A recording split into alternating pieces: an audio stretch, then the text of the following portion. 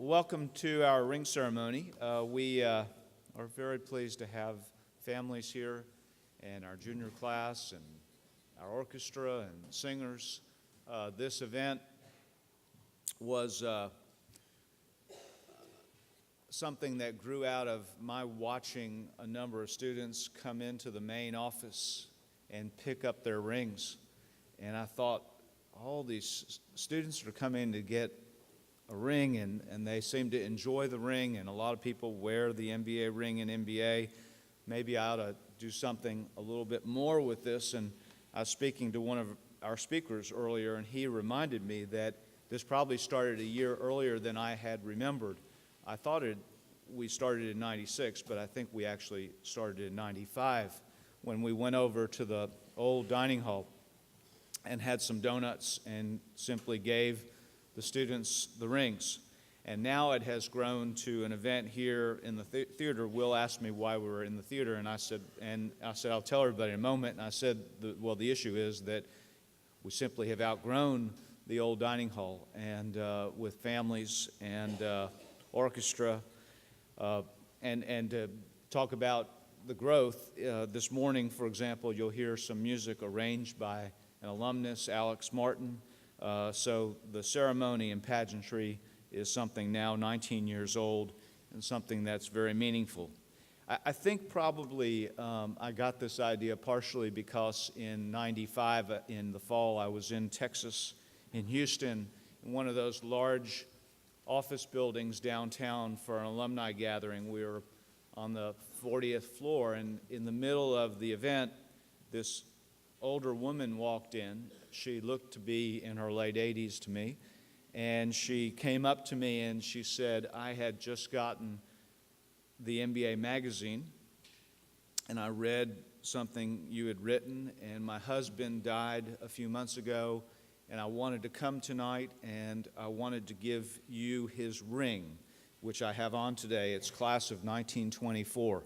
And what's remarkable is, if you came up to look at this ring, it looks just like the rings we have here, and it stayed in beautiful shape. So I'm sure that all of that, like so much in life, is informed by generations of happenings and investment and relationships that culminate in something like this morning.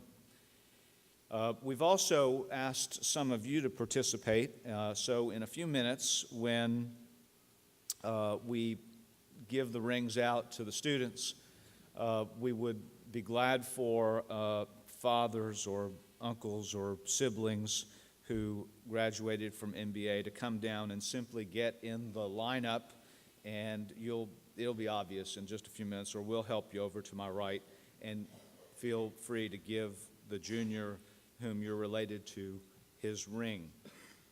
The ring is, as I said a moment ago, worn by a lot of alumni. It's recognized around the world. I hear stories all the time about that. The Nashville scene makes fun of us sometimes with their "You're So Nashville" story. They'll write, "You're so Nashville if you still wear your high school ring." Books like Pat Conroy's Lords of Discipline talks about the power of a ring. Today we had hoped we would be in the state football championship. I guess just a reminder this morning that life does go on, and life is about a lot more than football, although we were very disappointed not to be in that game. And some of the students were writing one another about that issue, and one of the coaches sent me this note last week. It reads, "Always tough to put everything you have into something and then have nothing to show for it. But I wouldn't trade that one win for the friends and memories I've made this year." And as DJ Mott reminded some of us, we might not have a shiny big state ring to leave with, but we have the most important ring you can leave any high school with, and that's the MBA class ring. So that's a really good reminder this morning about this ceremony and about the community that we enjoy here at MBA. We will begin now. We'll now hear from not the headmaster singers. It's also great to see the growth of the music department. We have so many music groups now that we have the chamber choir this morning, not the old PowerPoint that says the headmaster singers, and they're going to sing something that you'll recognize from the Band of Brothers production.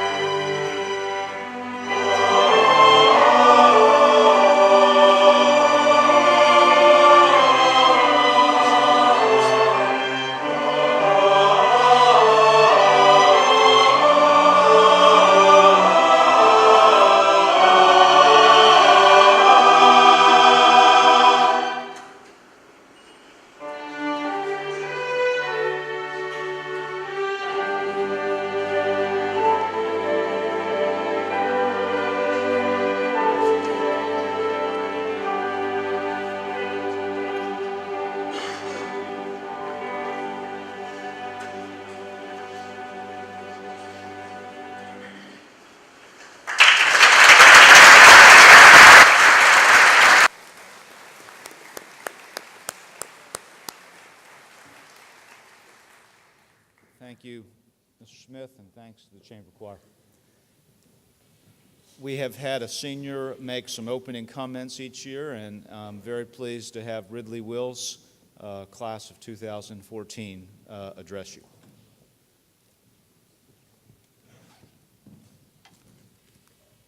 Good morning, class of 2015. Welcome to your ring ceremony.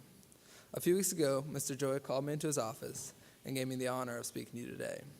While I feel privileged to be here, I thought that you should also know that you are the ones being honored today, and have the honor of partaking in my worst nightmare, public speaking. The last time I was on stage in front of this many people, I was in my fourth grade play in the role of Cowboy Joe.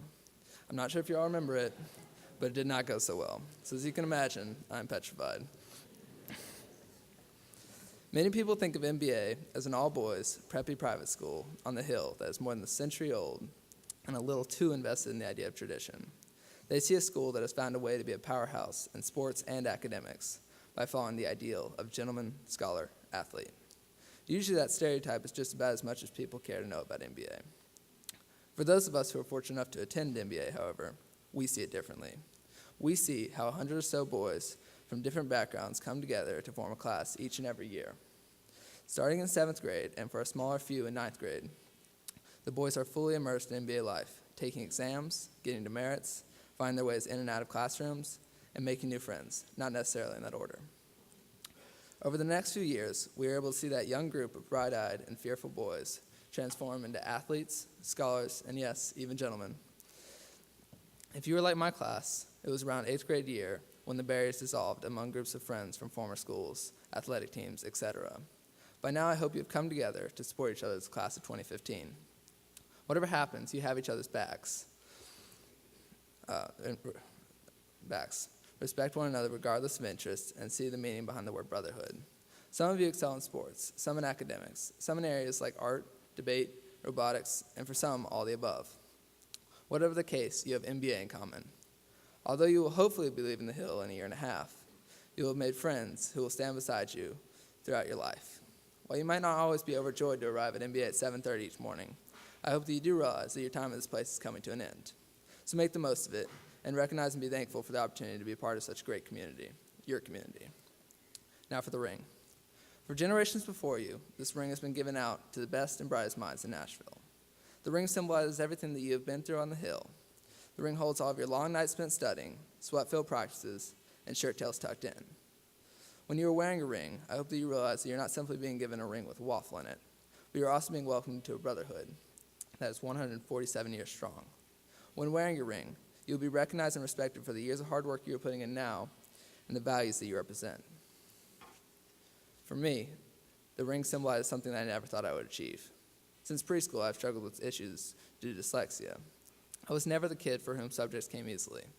Since I was in 2nd grade, I have had tutors help me overcome my disadvantage.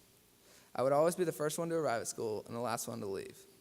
Fortunately, through hard work and long hours, I was blessed with the opportunity to attend MBA in 2007. Although I've never been a straight-A student on the Hill, MBA has given me the chance to prove that I can achieve anything to which I set my mind. For me, this ring represents a family that has welcomed and challenged me to achieve my goals that I never thought were possible. When you receive your ring today, I hope you think about what the ring means to you and wear it with pride. Welcome, class of 2015.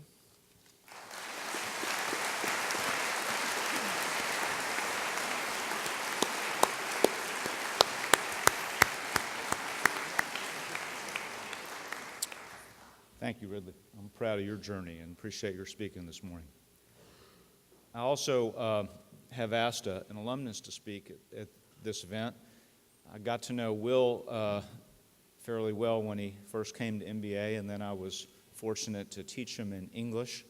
I kept up with him when he was at the University of Texas, even worked with him a little bit on his applications to law school, and then kept up with him when he was working in the Middle East, and now been pleased to see him back in Nashville. So like the relationships I mentioned earlier and the journeys, it is a privilege for us who teach and work here to have relationships with those on my left for many years.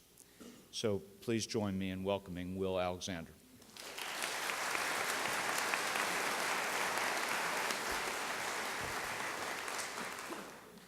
Good morning. Thank you, Mr. Joy, and thank you, Ridley. Very, very well done.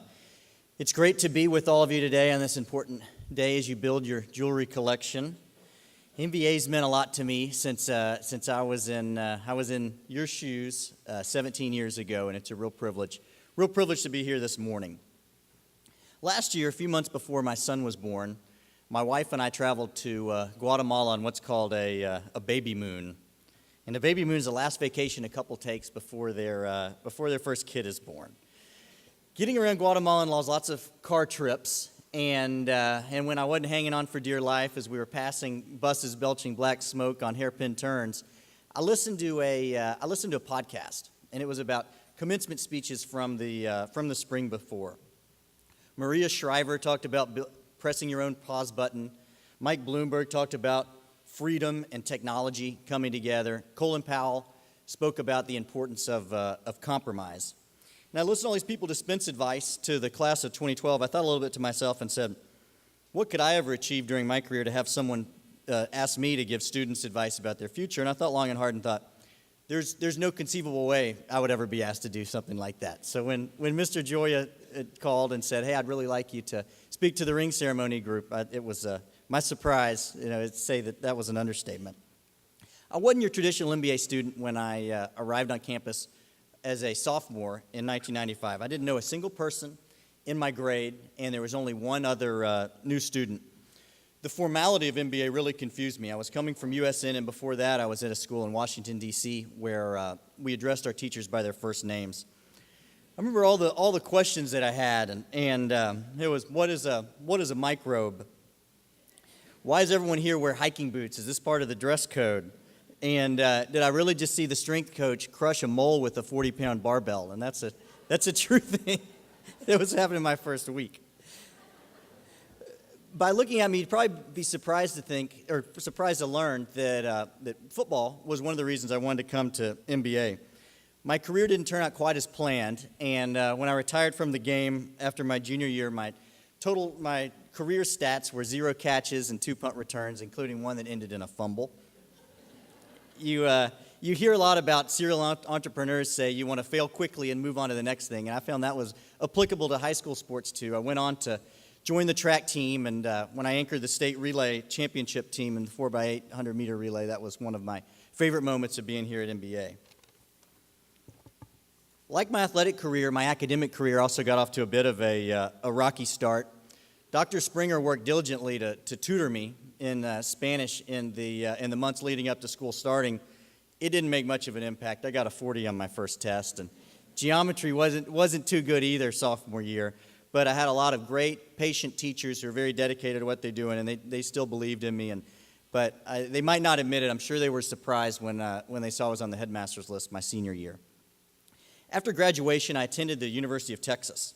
The fact that nobody had gone to UT in recent memory didn't give me any hesitation. I had a great experience in Austin. Also be happy to debate any of you about what the real UT is, too. During my senior year of college, I served as one of the handlers for the Texas Longhorn mascot, Bevo. Now, whenever I'm in Texas, I was there just last Thanksgiving, or just last weekend. That gives me instant credibility. Everybody likes to talk about it. It's funny to see the different response you get from people that are out of state. It's normally a mix of confusion and disapproval that somebody could consider taking care of a steer, the pinnacle of their college career. I stayed in Austin for law school, and it was during my time in law school that I really developed my passion for traveling and seeing the world. I spent my third year studying in Mexico and then in South Africa. And after practicing law in Austin for a couple of years, I then moved to Dubai with the law firm that I was working in. From my new base in the Middle East, I went out of my way to visit places that were far off the beaten path, doing things like visiting cave churches in the Ethiopian highlands, trekking to Mount Everest, and every stamp I got on my passport was like a badge of honor, and I was thinking about where I was going to go next. In Innocents Abroad, Mark Twain wrote the following: "Travel is fatal to prejudice, bigotry, and narrow-mindedness, and many of our people need it sorely on these accounts. Broad, wholesome, charitable views of men and things cannot be acquired by vegetating in one little corner of the earth all of one's lifetime." Twain was right. Travel's enlightening, and there's no better way to understand the world around you. I'd heard about the destructiveness of AIDS, but I didn't really understand the plight of its victims until I volunteered at an orphanage in Cape Town for HIV-positive children. Likewise, the Israeli-Palestinian conflicts on the front page of the news every day didn't really understand the issues that drive this dispute until I traveled to Jerusalem through the occupied territories. Michelle Obama sparked a lively debate when she said she was again proud of her country when her husband began running for president. The First Lady's quote may have been taken out of context, but it did get people talking about there are a lot of people in the United States that take being American for granted. Those who doesn't understand what make our country great and the advantages we have should follow Twain's advice and spend a little time somewhere else. The majority of the people in the world live in countries that aren't functioning democracies. Absolute monarchs, dictators, unelected political, religious, and military bodies call the shots in these countries, and basic freedoms that we enjoy every day are suppressed. The fundamental idea that we all hold so dearly to, that merit is what gauges people's success, is also not central to other societies too. I remember speaking to a CEO of a multinational company who's based in Paris, and he said that he likes the United States so much because here people see wealth and they admire it and think that that's an opportunity that they have too. Where in France, people see wealthy people and they envy them and think that This is something that's only attainable to people that are lucky enough to be born into the right family. During my time abroad, I even began to see our own political scandals as emblematic of our strengths. We're all embarrassed when a corrupt political figure is convicted of a crime, but I'm proud to know that this can only happen in a few countries that have a strong rule of law like our own. No one's above the law in the United States, no matter what sort of influence you have or wealth that you've amassed. Can you imagine a Russian court handing down a judgment against an ally of Vladimir Putin? It was in Dubai, though, that our country's strengths really became most evident to me. The United Arab Emirates is an incredibly wealthy country, and its rapid rise on the world stage is probably unmatched in history. Living there, though, allowed me to compare our institutions to those in the UAE. The UAE, which is ruled by a sheikh and his family, has an official religion, and it also has a state-controlled press. Under the system, you could wind up in jail for criticizing the government or even kissing your girlfriend in public. When I lived there, I saw the law applied differently to people based on their nationality and race, with Emiratis given the most latitude.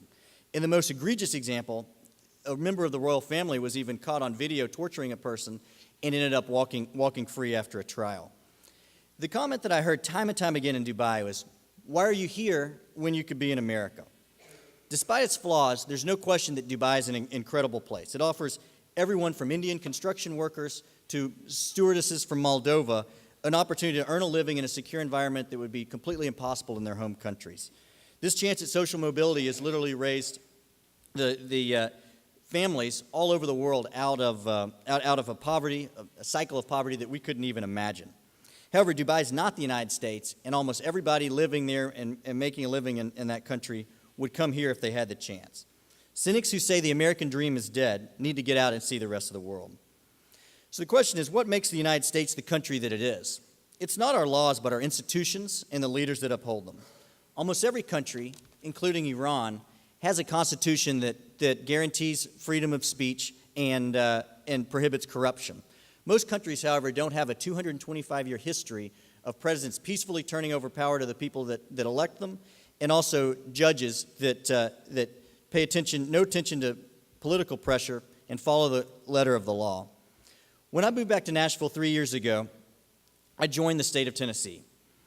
My dad had served as governor, and he's currently one of our senators, but I'd not envisioned going into public service myself. After my experiences out of the country, however, I now view public service as one of the most important ways in which one can contribute to society. John Adams once said, "Public business, my son, must always be done by somebody. If wise men decline it, others will not. If honest men refuse it, others will not." Having the right people serving in our government is the key to preserving the institutions that make our country special. When my dad became governor, he was sworn in early because his predecessor, Ray Blanton, was literally selling pardons to criminals for cash.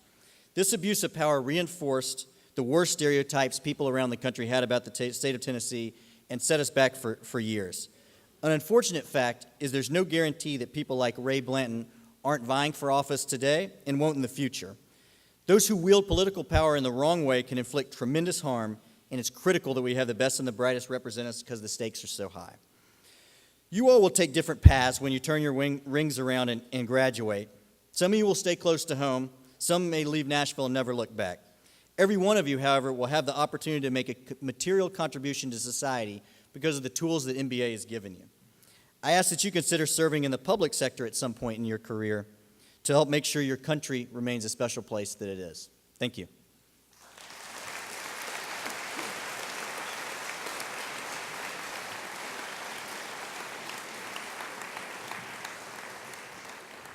Thank you, Will. It's great to have you back at school and to see you on this stage. Well, we'll now give the rings out to the junior class. We'll have you come up row by row in a moment. Please do not put your rings on or take them out of the box until everyone has received his ring. And the seniors behind me, if you could please get up and go over to the right, you will help now give out the rings. And as I said a little while ago, if you are an alumnus, a father, sibling, etc., uncle, please come down here and just get in line as we move through this list alphabetically. We ready?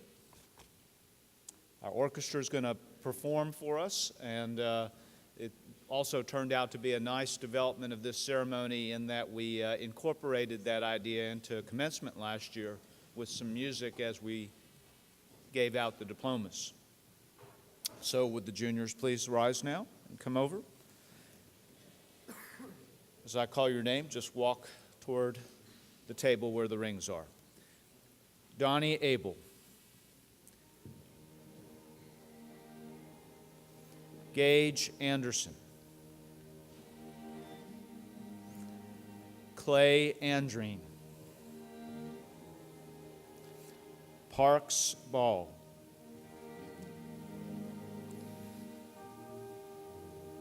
And I'll ask Luke and Ryan to come up together because they're also going to give their dad his ring, who just purchased another ring as a graduate. So Luke and Ryan Barrick. Sam Billette.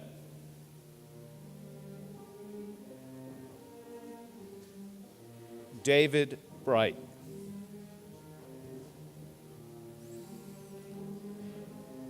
Lewis Brown in absentia. He's ill this morning, unfortunately.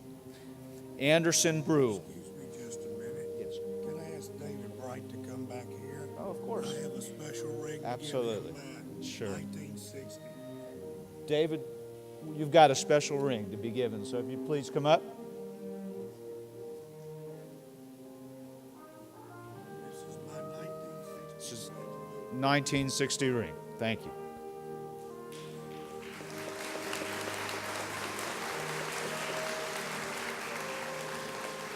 Luke Bullock.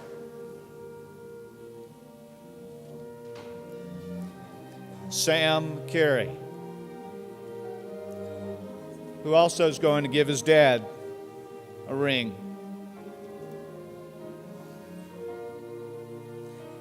A.C. Carr.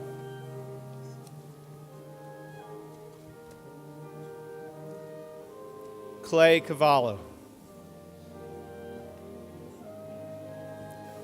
Arthur Churchwell.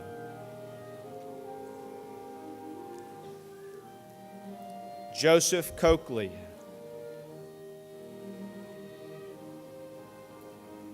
Andrew Conwell. Seth Cook. Jess Darnell. Cy Dean. Billy Deutsch. Chatham Dobbs.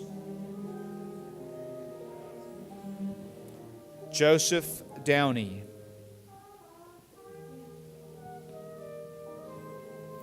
Jack Duke. Alex Dunn.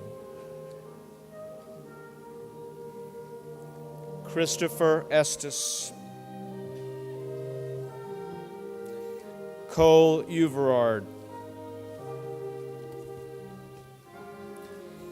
Wilson Flack. Robertson Fowler. Jermaine Francis. Ethan Freege. Davidson Frith. Jackson Gary. Akeem George. Alec Giamalvo. DJ Goodman. Jack Goodrum. Jacob Green. Neil Hawkins. John Hazen.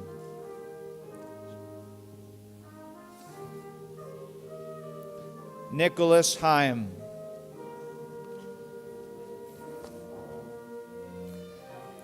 George Height. Jeffrey Holland.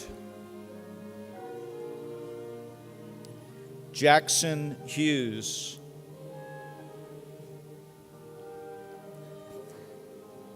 Kong He. George Hunt.